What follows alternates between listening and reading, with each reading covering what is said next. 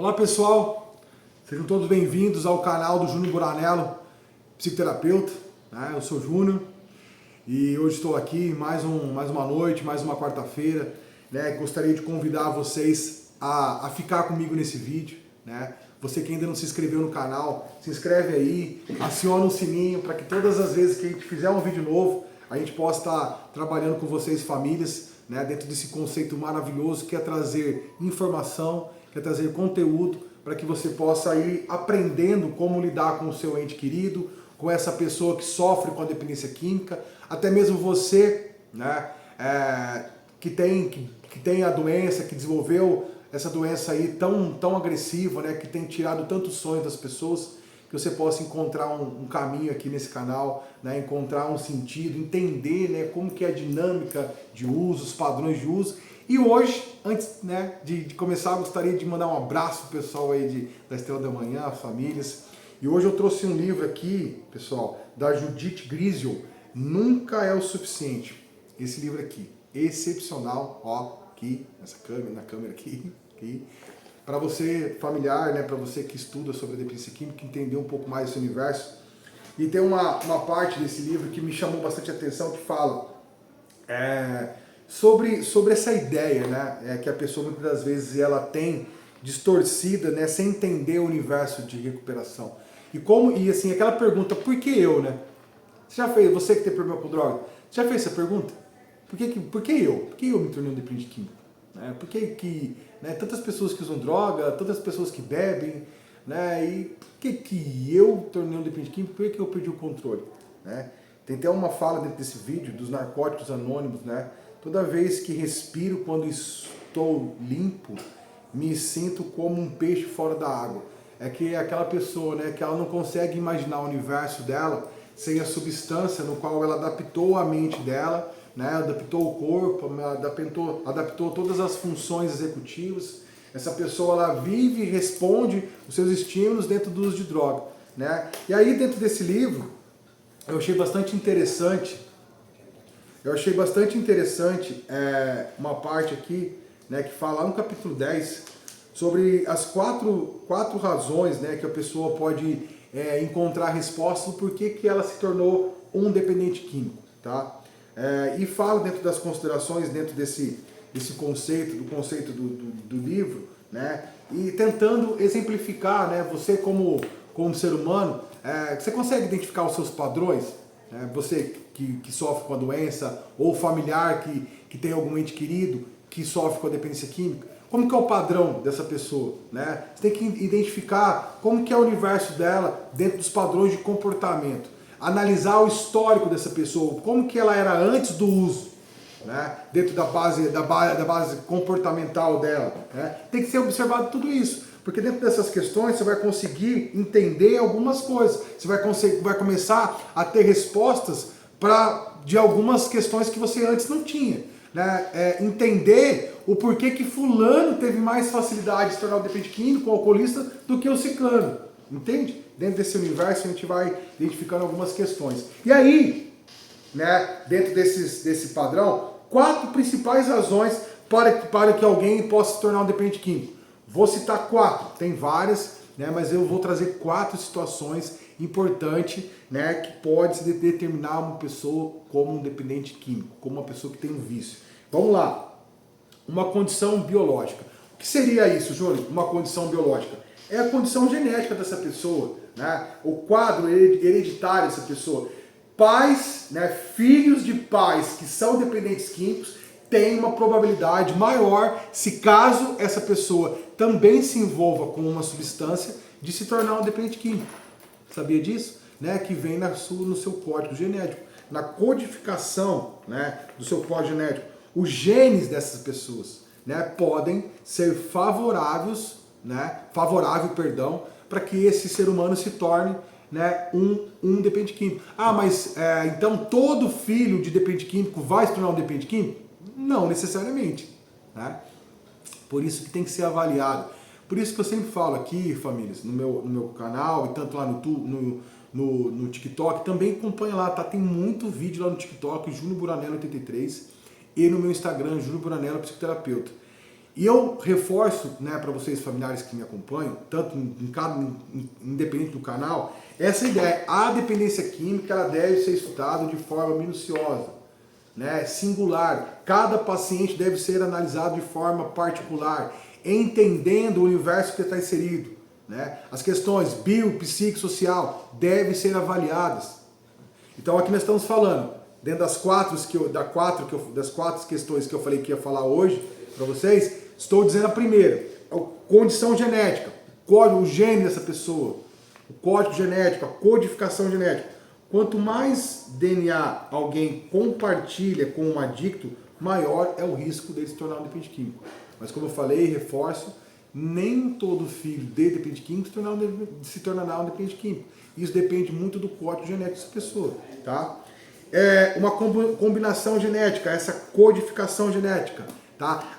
Outra questão importante, déficits de algum neurotransmissor. Diz pessoas que elas têm um déficit, né?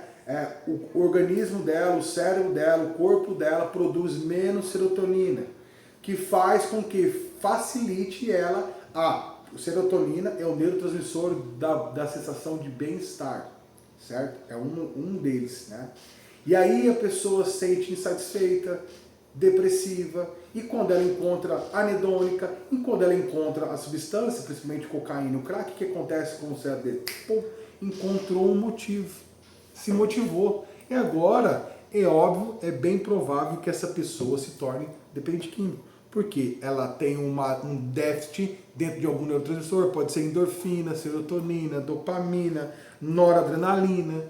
E aí essa pessoa tendo um déficit de qualquer um desses neurotransmissores, também dentro da composição genética dela, vai ter essa dificuldade. Né? E possivelmente se ela encontrar-se com as substâncias, ela vai sentir como se algo estivesse ligando aquilo que está faltando para ela.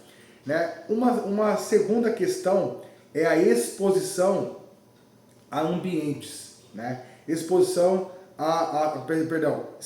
acentuada à droga, né? Ou seja, a condição social que essa pessoa vive, o lugar, o ambiente, né? Ainda mais se ela tiver uma exposição precoce, que nós falamos aqui dos adolescentes, quanto mais jovem, né, essa pessoa que se envolver com as drogas, mais facilmente ela poderá se tornar um dependente químico. Por quê?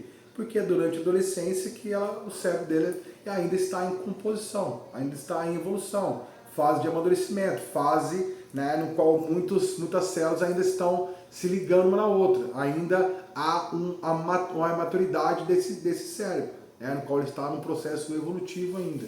E se a pessoa tem um envolvimento, né, esse adolescente, principalmente com maconha, né, que as pessoas às vezes tentam normatizar essa substância, possivelmente esse jovem, esse adolescente poderá se tornar também um dependente químico. Dentro dessa mesma questão é a parte epigenética. O que é epigenética, Júnior? A epigenética é uma parte do campo da biologia que estuda as mudanças hereditárias do DNA. O que significa, Júnior? Por exemplo, existem pessoas que têm uma facilidade a mais de emagrecer, sim ou não? Tem pessoas que fazem exercício, vai na academia, lá, faz cirurgia, paga personal trainer, toma remédio e nada, né? Não tem uma resposta. Por quê? Porque a sua composição epigenética tem uma dificuldade a mais nessa condição. Tem pessoas que têm maior facilidade em desenvolver. Você percebe que aquela pessoa que come e ela não engorda? Fala, caramba, rapaz, você é magro de ruim, né?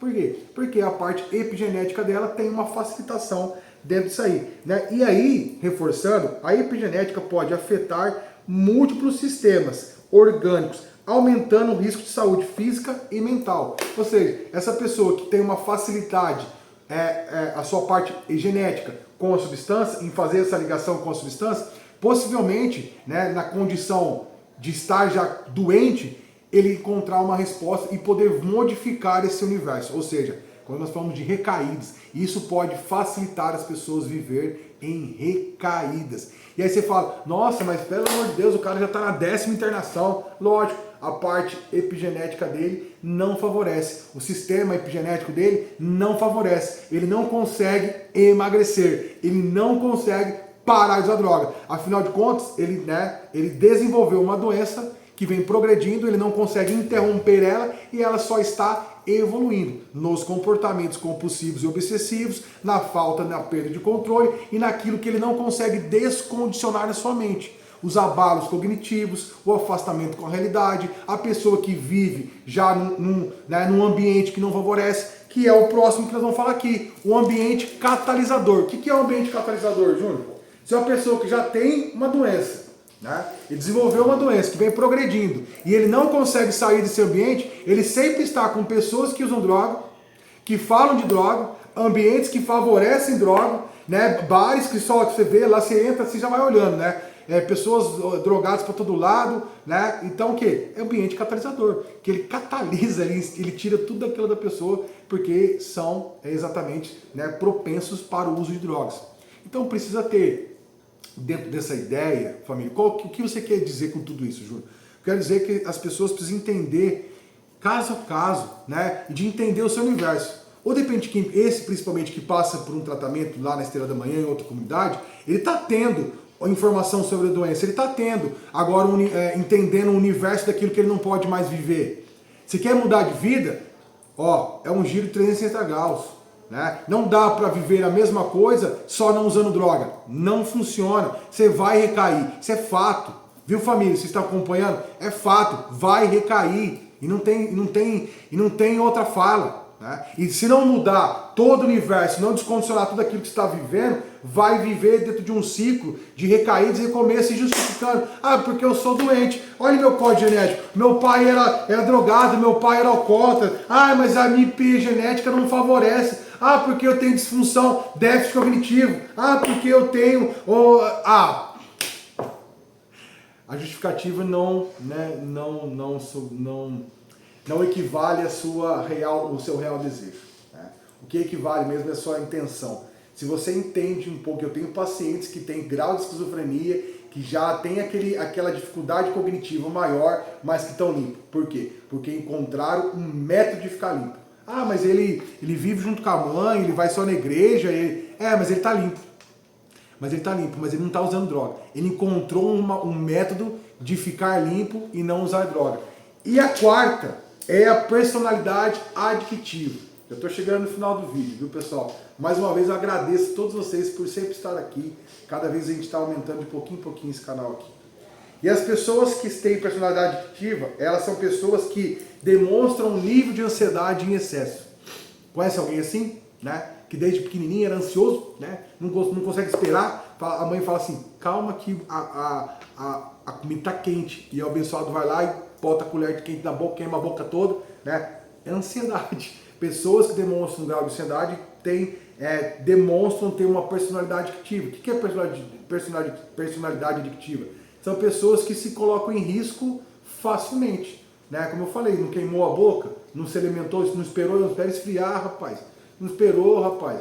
Então sempre se colocando em risco, situações de alto risco, não tendo aquela crítica, né? Aquela análise comportamental. Né? Tem um déficit no neurotransmissor chamado GABA, que é o neurotransmissor do comportamento inibitório, aquele comportamento social. Então deve ser percebido, experiências de vida também podem trazer traumas e elevar o nível de ansiedade. Se a pessoa teve experiências negativas, traumas que ela vivenciou, isso tudo também pode desenvolver essa personalidade adictiva, tendo comportamentos compulsivos, muitas das vezes, né, obcecados em alguma coisa, né, ou por mulher, ou por jogos, ou por pornografia, né, e no final pode resultar isso em drogas. Pessoal, muito obrigado, Deus abençoe, tá? Desejo uma ótima e abençoada noite para vocês, que Deus abençoe e até semana que vem.